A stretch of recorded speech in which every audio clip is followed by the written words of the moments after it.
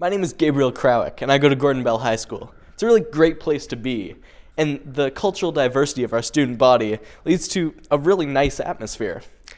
However, not long ago, a picture of hip-hop artist Flavor Flav was taken down from our walls due to a complaint it was racist. Now I'm on a quest to answer the question, who killed Flavor Flav?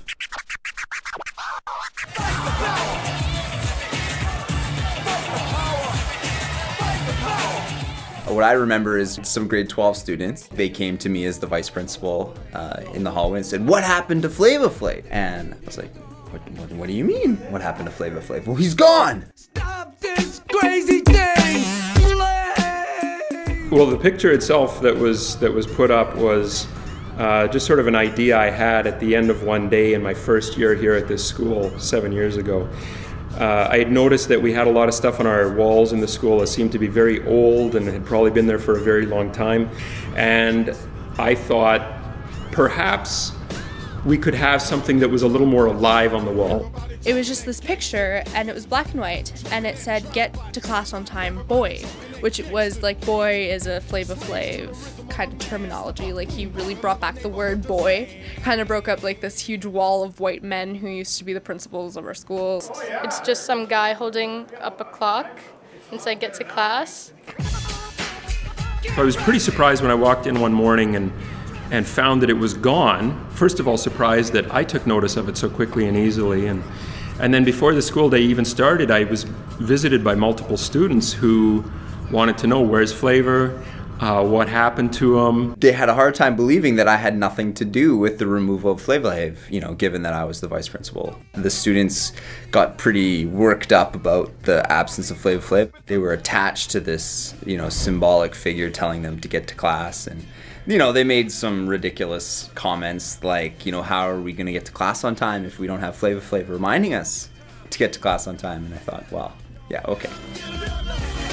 When you asked me, do you know who Flavor Flav is? I'm just like, no. And then you said the posters, and I felt very confused. And it took me so long to remember what these posters were. After that, there was a ton of posters of Flavor Flav going to class, and it said, "Get to class, whippersnappers," which didn't have the same, I don't think, ring to it. Anyways, anything that's on the wall has to have the principal's authorization. Someone not from our school, but a member of the community, that took objection to the word boy, which has multiple E's at the end of it.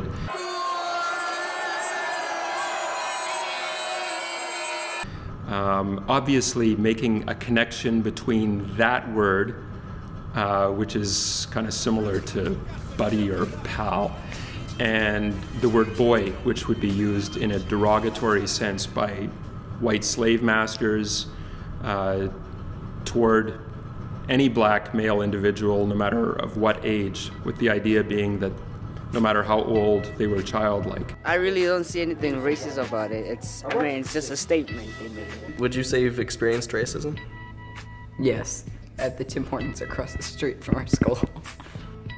The lady cut me in line, called me a stupid Indian boy. Not the most appropriate thing to say. I feel like I'm able to say enough that, like, that picture was not a racist statement at all. People are entitled to their own opinions, which all opinions are highly respected by Flavor Flav. I guess Flavor Flav was, all about emancipation and of his people, and just he thought it was, ridiculous that they were using this word. So I think a lot of Flavor Flav's lyrics and musics take the power away from that. In the end, I was left unsatisfied.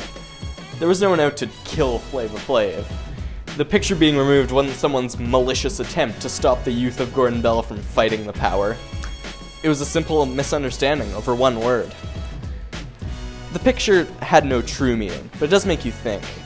We live in a society that's trying to tear down the borders of race, religion, gender, and sexuality that we have built around ourselves.